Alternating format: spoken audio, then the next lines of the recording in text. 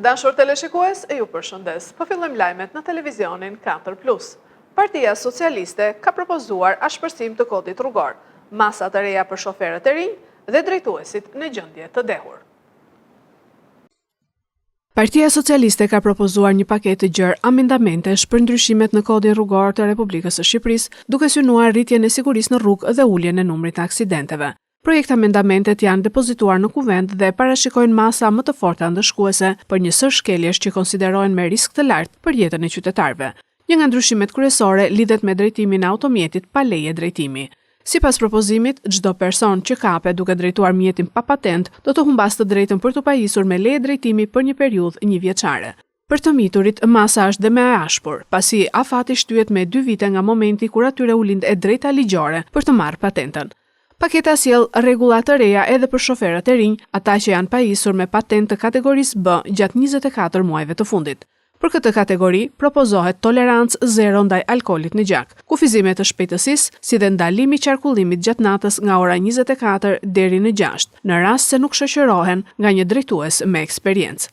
Ndryshime të rëndësishme parashikohen edhe për përdorimin e telefonit gjatë drejtimit të mjeteve.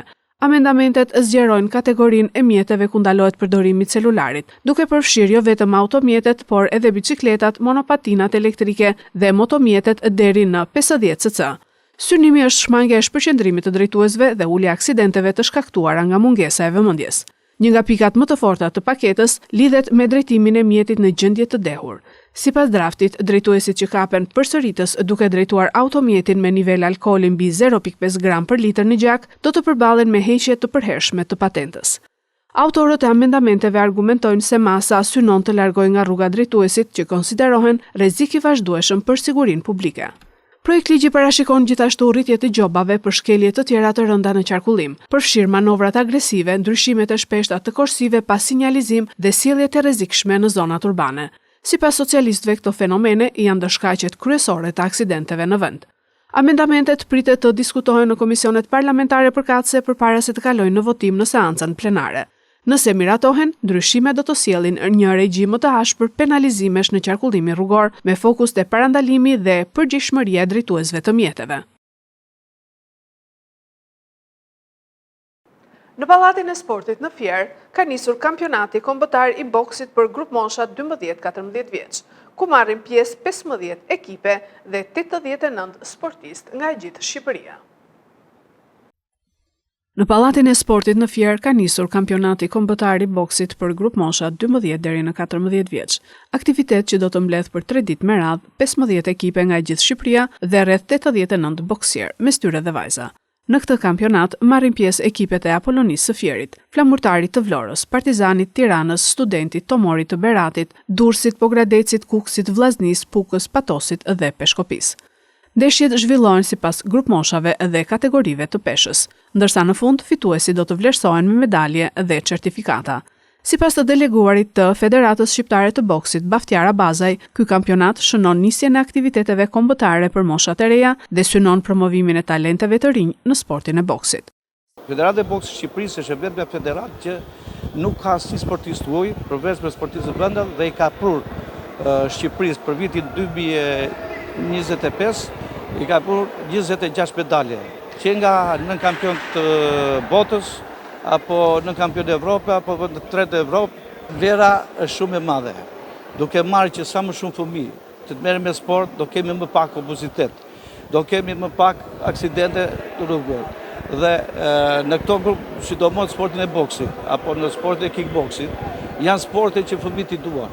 Përfaqësuesit e Federatës Shqiptare të Boksit theksuan se gjatë vitit 2025, sportistët shqiptar kanë arritur rezultate të rëndësishme në arenën ndërkombëtare, duke fituar medalje në kampionate evropiane dhe botërore.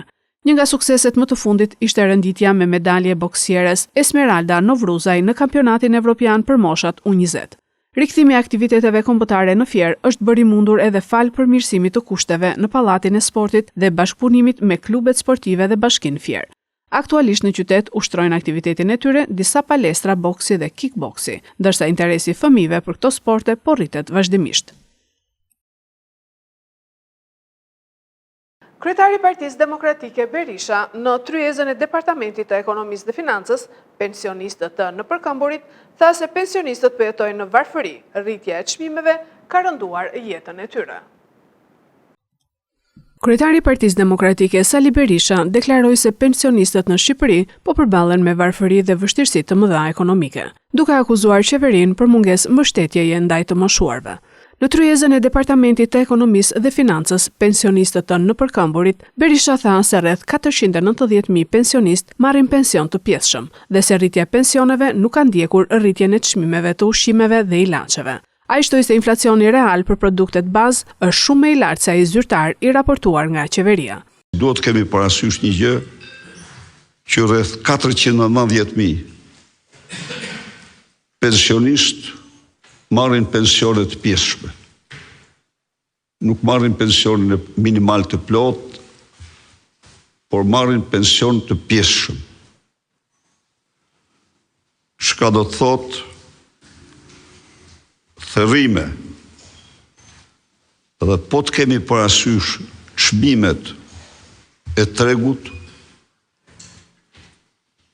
ata kanë një jetë shumë të vështirë. Zhvillimi më negativ ka qenë ky, që rritja e rrogave dhe pensioneve nuk ka ndjekur rritjen e çmimeve. Dhe në Shqipëri inflacioni në tërësi krahasuar me inflacionin selektiv. Inflacionin ta quajmë të shportës së mallrave më të domosdoshme, ushqimeve dhe mallrave më të domosdoshme për pensionistin. Ky inflacion i dytë, në realitet, mund të jetë 10-20 herë më i madh, më i lartë se sa inflacioni në tërësi. Pra, po të marrësh, kemi të bëjmë në qoftë se i përdorim, kemi të bëjmë me një cinizëm shifrash të pashembullt. Është një gjendje absolutisht e papranueshme. Nuk ka shpërndarje më të pabarabartë të ardhurash se sa kjo.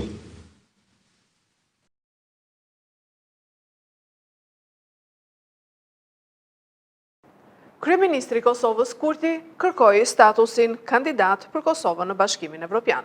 Brukseli i përgjigjet, duhet të bindësh 27 shtetet anëtare. Kryeministri në detyrë i Kosovës Albin Kurti ka bërë thirrje Bashkimit Evropian që Kosovës t'i jepet statusi i vendit kandidat dhe të hapen negociatat për antarësim në Bashkimin Evropian. Në aktivitetin e organizuar nga zyra e EBE-s në Kosovë me rastin e ditës së Evropës, Kurti deklaroi se Kosova nuk duhet të mbetet pas në procesin integrues, duke theksuar progresin në ekonomi, demokraci dhe sundim të ligjit. Ai u shpreh se Bashkimi Evropian është shtëpia natyrore e Kosovës dhe ardhmja e zgjedhur nga qytetarët e saj. Kryeministri thanë se Kosova është pjesë e planit të rritjes së Bashkimit Evropian dhe se institucionet po punojnë për zbatimin e reformave të kërkuara. Premtimi juaj është zgjerimi, premtimi ynë janë reformat, deklaroi ai. Pas deklaratës së kryeministrit të Kosovës, reagoi dhe ushtruesja e detyrës së shefes së zyrës së BE-s në Kosovë, Eva Palatova, e cila theksoi se Kosova nuk mund ta marrë automatikisht statusin kandidat. Ajo nënvizoi se Prishtina duhet të bindë të 27 vendet anëtare të BE-s, përfshirë 5 shtete që ende nuk e njohin pavarësinë e Kosovës. Biletat e botrorit FIFA 2026 ndezin debat në Amerikë. Presidenti amerikan Trump kritikon çmimet e larta. Botërori FIFA 2026, që do të zhvillohet në Shtetet e Bashkuara, Kanada dhe Meksik, pritet të jetë një nga eventet më spektakolare sportive të dekadës, por njëkohësisht edhe ndër më të kushtueshmit për tifozët.